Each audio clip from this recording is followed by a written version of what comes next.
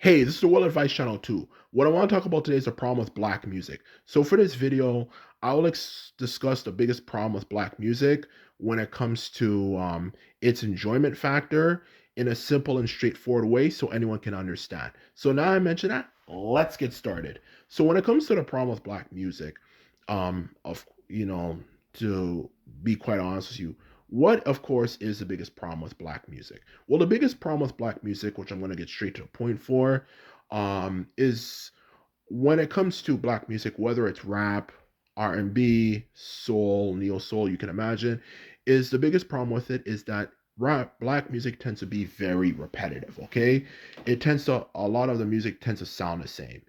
So in other words, in more technical terms, it's sonically limited. It tends to sound the same. There's not much variety in terms of how the music sounds in general from one song to another. Okay, and that is the truth of the matter when it comes to black music. Sonically, it's very limited. Okay, so that is my problem with black music. Okay, because when you listen to enough black music, especially if you're someone who wants to support your own people, and stuff for that matter, as well as of course, no surprise, don't want to be called whitewashed, which of course is a very derogatory term to be called as a black person.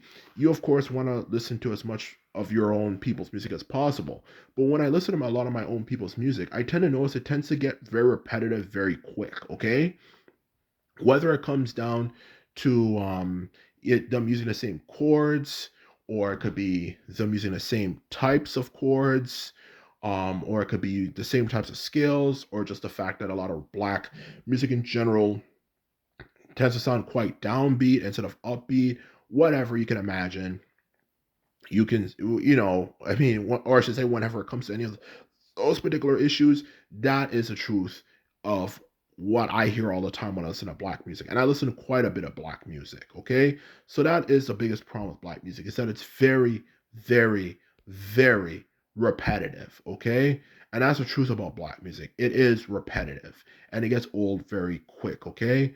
Which, of course, being a part of the most oppressed group of people on the face of the planet, as well as the most hated, that is definitely not something you, of course, want to have, okay? Because the truth of the matter is, when it comes to, of course, this particular issue related to black music, particularly modern black music from like the 1980s, 1990s onward, you know, um, to be quite honest with you, the reason why it's problematic is, which I'm going to get to right now, is that when it comes to black music, as I'm certain you're all aware, as I was getting at before, and I don't even have to remind you, the truth of the matter is, as being a black person, of being the most oppressed group of people on the face of the planet, as well as the most hated, we need something to represent us. Because the truth of the matter is, human beings in general, we are creatures designed for pleasure, okay? No human being can be in a state of misery for an extended period of time, okay? Everybody in the world, at least a vast majority, wants some form of pleasure in one way, shape, or form. And when it comes to music, music offers pleasure, okay? Music offers the ability to not only give you pleasure in terms of how it sounds, it encourages you to, of course, imagine things and enjoy things in the process, okay? That's the truth of the matter when it comes to black, or not even black, anything related to that. It's just humans in general, okay? And when it comes to black people, we are no different. We want something to entertain us. We want something to enjoy and stuff, okay? And the truth of the matter is, that's why it's so good for us to create music that actually has variety to it and doesn't just sound the same, use the same chords, the same scales, the same sound, and so on and so forth all the time, okay? Because the truth of the matter is, there's a lot of people in the world who are also musicians, no surprise, as well as the fact that they're not black, who don't like us for that matter, okay? That is the truth of the matter when it comes to the world we live in. There's a lot of people who do not like black people, and a lot of them, of course, no surprise, are musicians. So if we live in a world full of a lot of people who do not like us, why the hell do I want to consume something made by someone who doesn't like us? Particularly when you take into consideration that one of the biggest genres in the world, even still to this day, is rock music. And a lot of rock musicians, historically, when you look at history, have a history of expressing anti-black racism. Okay, groups like Pantera, Pearl Jam, you know, even maybe, easily, I don't even know, Guns N' Roses, just to name a few at the very minimum. I know for certain, have expressed anti-black racism. Whether it's saying black people are this and that, or were N-words or whatever crap you can imagine. The truth of the matter is there is a lot of anti-black racism in the rock community, okay? And the truth of the matter is, that brings up a very big question. What if they also make good music? And some of the music they make, I'm certain a lot of people would like. What am I going to do when I'm presented with a situation where someone makes something that is enjoyable, but at the same time they hate my ass? Okay, just simply because I'm of a certain particular group of people.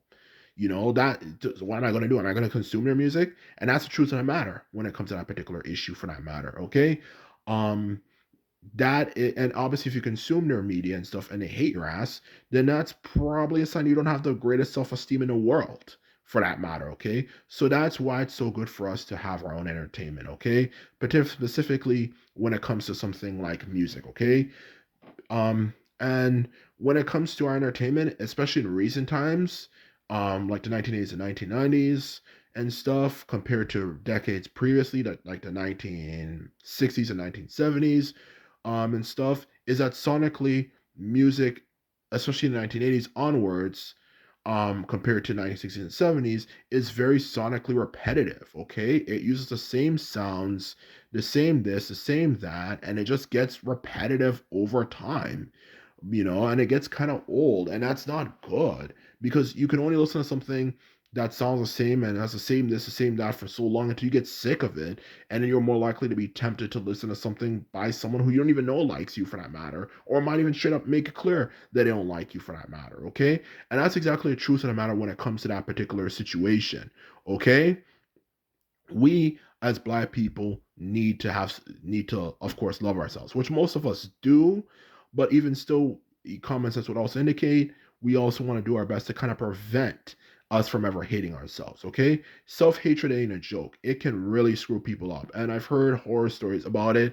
And one of the worst things you can experience when you experience self-hatred is making maybe a statement that might not be very positive about yourself, going to bed and waking up and being presented with the same reality you went to bed to get away from. It is horrible, a horrible feeling. I've heard about that, and it's not good at all. It's not good, it's not positive, and even if you want to change, people can always bring that up against you. Okay, self-hatred is not a joke. It's not a good feeling. It's terrible, and it's actually kind of designed to make you get some. I don't even want to go into this factor because it's just disturbing, but it's not a good feeling any you or any being in the face of the freaking world want to experience. It is horrible, for that matter. Okay, you don't want to experience it, and I don't think anyone in the world wants to experience it, for that matter. Okay, and for us black people, particularly since there's been such a huge anti-black campaign, it's very important for us to, of course, not put ourselves in a situation where we would experience something like that. So that's why we need to sonically improve our music, okay? Because black music in general is very repetitive. It's just the same this, the same that, and it gets old very quick, in all honesty, to put it bluntly. And that's the truth of the matter when it comes to black music and black entertainment, for that matter. It gets repetitive and old very quickly.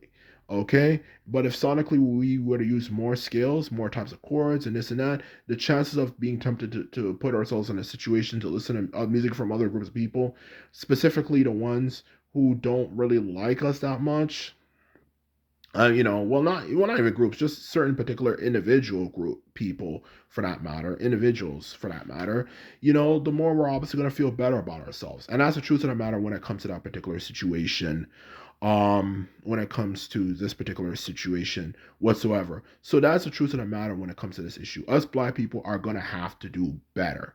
Okay, because black music is just repetitive as shit, and it gets old really quick. Okay, and that's the truth of the matter. So anyway, this is my video. All I have to say is that I hope you enjoyed it as well as found it informative. Just remember, if you like this video and videos like this, remember to thumb this video up and hit the subscribe button. And this is all I have to say. And simply put, I'm out. So bye.